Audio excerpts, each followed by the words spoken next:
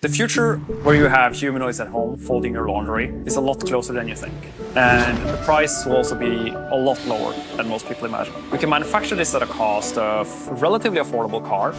At 1X, we're focused on building human form factors to do many tasks in the home, and we think that this will lead to human-level intelligence.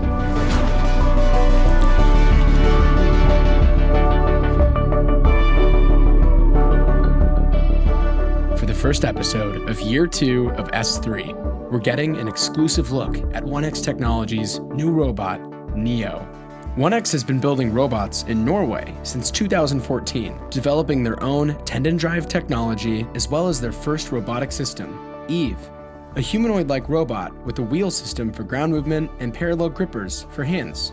But now, 1X believes they're not only ready to build a humanoid robot, but manufacture them and deliver them to paying customers for use in their homes as soon as next year. I drove from our studio in San Francisco south to Sunnyvale to meet Neo for the first time and ask their team more about how they plan to bring humanoid robots to the home. My name's Bernd. I'm the CEO and founder of 1X, and we make humanoid robots for the home. It's the cliche, but I knew I was going to do this since I was a kid. Kind of kid that had like his cabinet full of stuff that I picked apart, putting it back together. For some reason one day while like looking at an excavator, doing work, and like, okay, I'm going to make humanoid robots. That's what I'm going to do in life. I think I was like 11 or something. This is just reshaping the world in our view. So this is our Bay Area office where we have our AI team. Main office is over in Norway, where we do all of our manufacturing development and production, hardware engineering. So here at the Manufacturing Operations and Engineering Department at 1X, we have a very diverse team. There are people who are responsible for designing the processes. We have a very strong quality team as well that support that system. And we create robots that are safe, capable, and affordable. So we can create robots that can live and learn among us.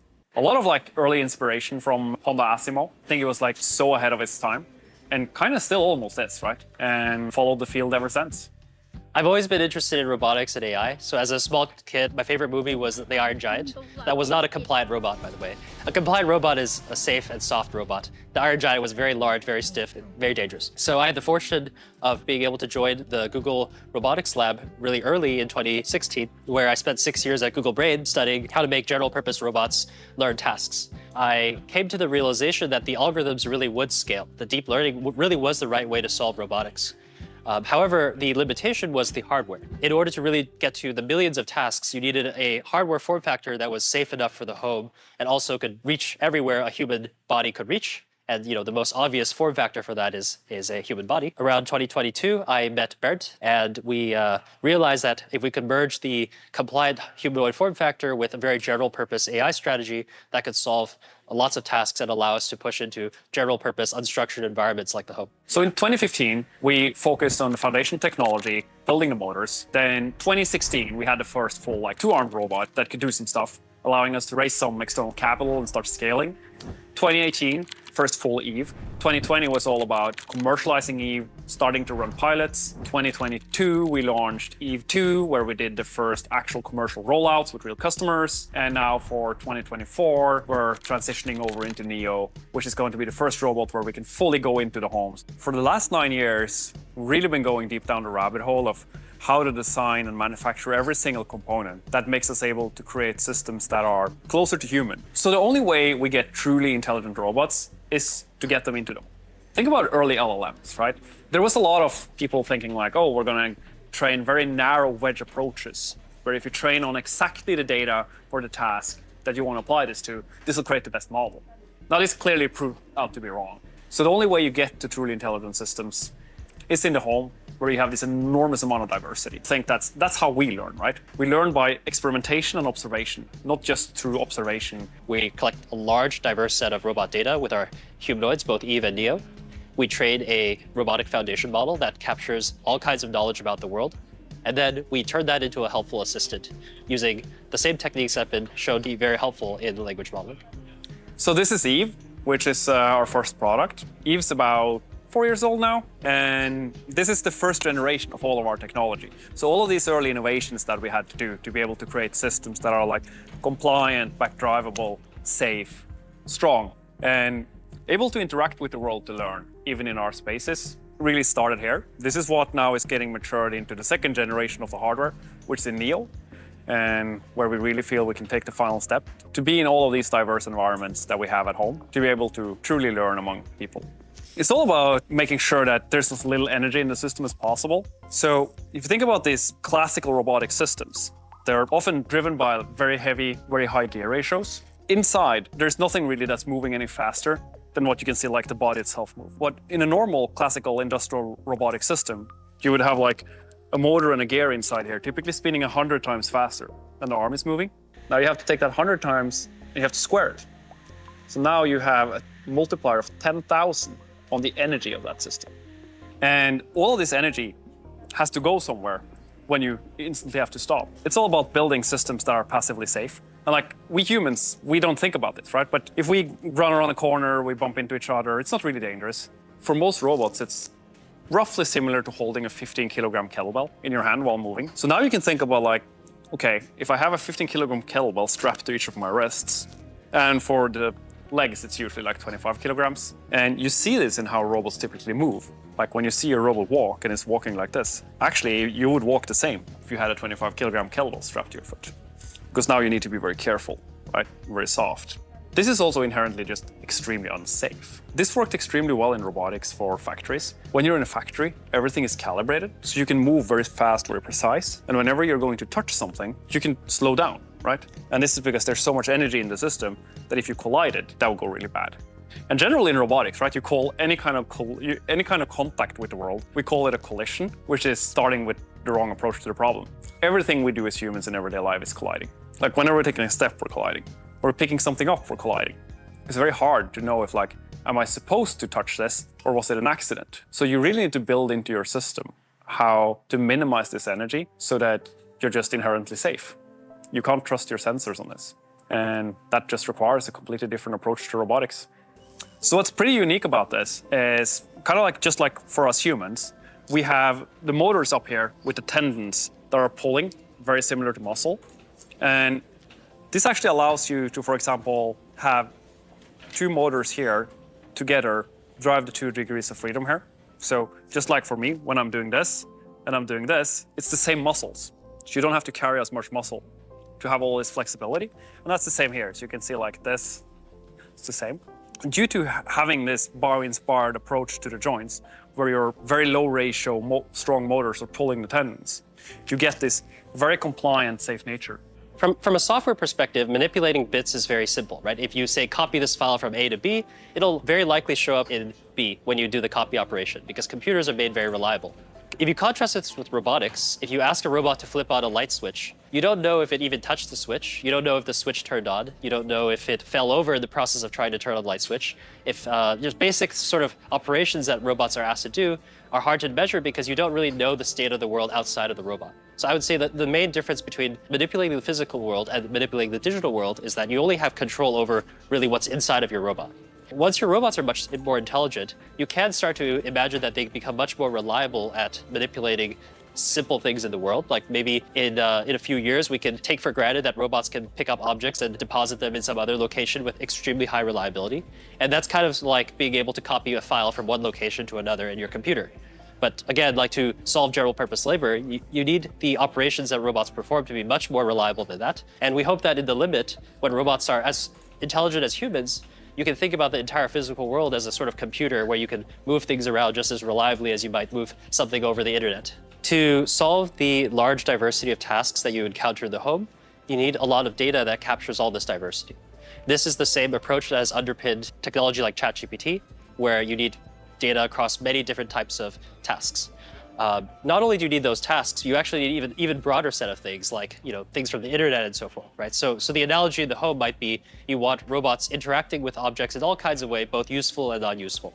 Once you have all that data, you can try to compress that knowledge into a very powerful model that generally understands the structure of that data. In language modeling, this is achieved by basically predicting the next word. And you can think analogously, if you're able to transform robot data into a similar format, you can also predict what comes next as a way to distill the intelligence about the data in the world into a single model. You basically take data around, is this good or is this bad? And you align the model to be generally generating good behaviors rather than arbitrary behaviors. And so that's the basic approach we're taking at the 1X AI team. Our approach to data at 1X is fairly straightforward. We collect data from the environments that we want to deploy the robots in. I do think that there's many approaches to building a general purpose robot and finding sources of large amounts of data. This can come from the internet, this can come from human videos, this can come from simulation. But at the end of the day, you're going to deploy this in a home and you need some amount of data in the home. So there's no way getting around that. We're just going straight to that approach, and we're trying to not be too clever with the data collection, and we're just scaling up the thing that we know is in the test set. And once we have the data that's very closely aligned with the deployment setting, we're pretty sure that that data is high quality enough that we can train things to work in those environments. I think the data we've collected on EVE captures a very large distribution of scenarios you might encounter in the real world.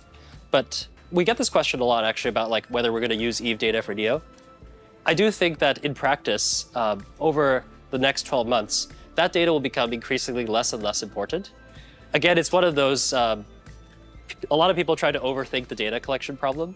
We think that we've built enough experience operationalizing how we collect data that we could pretty quickly catch up the diversity and scale of the data we've collected on EVE pretty quickly on NEO within the matter of weeks. So from an engineering perspective, it might not even be worth the time to port the EVE data to the NEO data. Go to Westwood. So what we have here is a policy that our Android Studio team member, Brian, trained by himself. Open door. Go to toilet. This is not produced by the AI team, but rather a capability that was learned using only data collection and a no-code interface that we built here. Lower seat.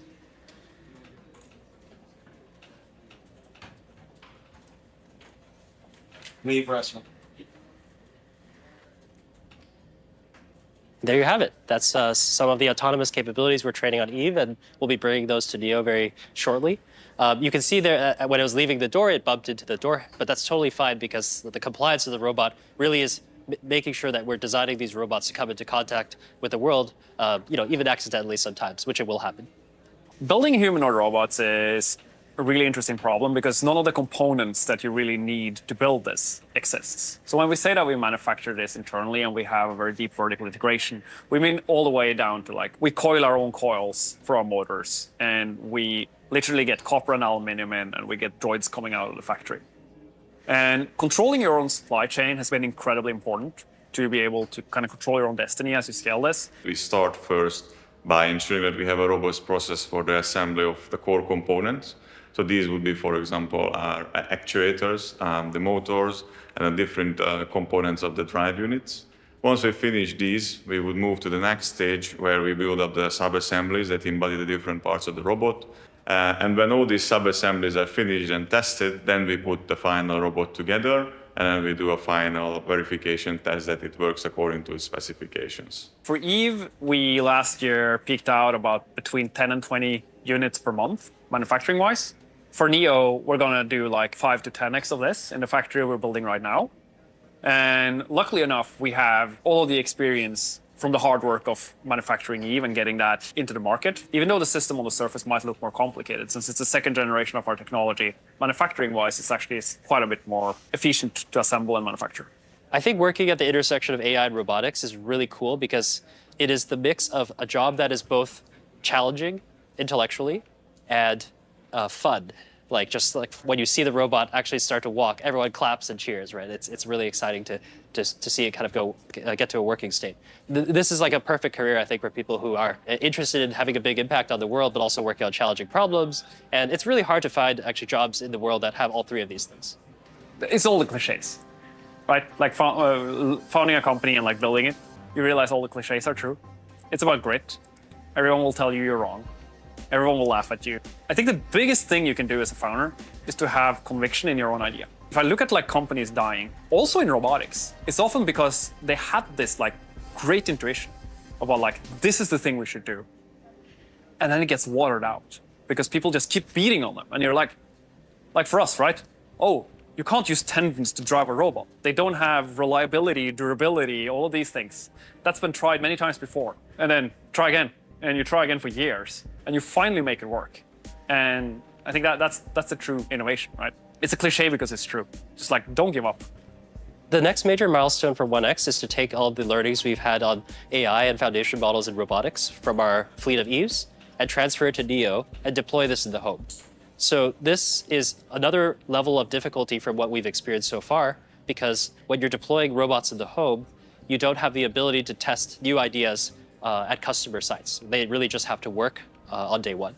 So as a technologist, I'm super excited about the possibility that the physical world becomes a computer. This would basically be a huge economic unlock in the amount of productivity we can do. Of course, there's also the benefits to the aging demographics, and I think this kind of technology is really essential for the survival of the species if we're going to keep growing the size of the population and keep a high standard of living for everyone on the planet. And then also it's just extremely amusing to see robots struggling and also succeeding. I think that really inspires me when the robots actually can do something smart. So 2025 will be the year of scaling this. 2026 is kind of like still early adopter, scaling manufacturing, gathering all the data to make the systems intelligent enough to be really, really genuinely useful. 2027 is probably where we start to see that the systems are intelligent enough that we can apply them to other domains. So going into everything from like manufacturing to service industry, warehouses. I think at that point you've hit kind of the sweet spot where these affordable systems are useful enough that the unit economics are just crazy. And you're going to be severely bottlenecked by how quickly can you manufacture this. 2027, 2028, 2029, 2030, it's going to be all about manufacturing at scale. And how do we get to billions of droids? We're figuring out how to process this right now. But what I can say is that we can manufacture this at a cost of a relatively affordable car. And then I'm not talking about a car that someone in Silicon Valley would buy.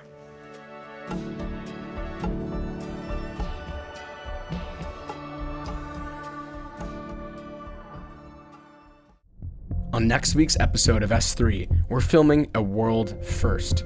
Something that sci-fi has been predicting would exist for decades, and as far as we know, this is the first time it's ever happened in real life.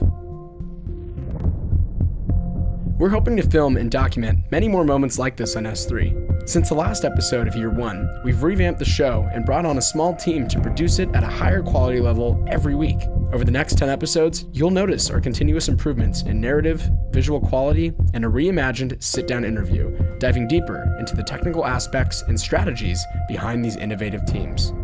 1X hired us to help create their announcement video, but to be clear, they didn't pay, nor can you pay, to be on S3 or impact the way we tell a story about a given company. So how are we making money?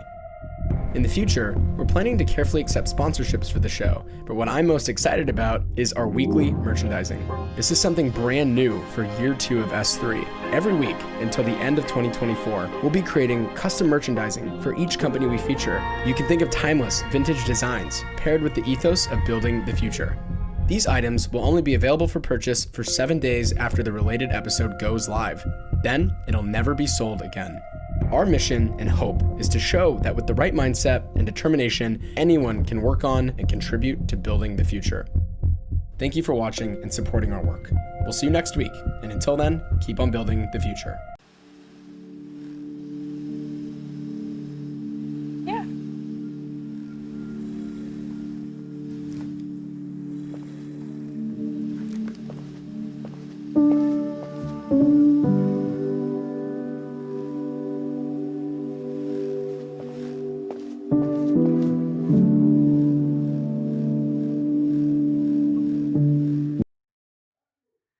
Hey, could you and your friends tidy up here? We have some visitors coming.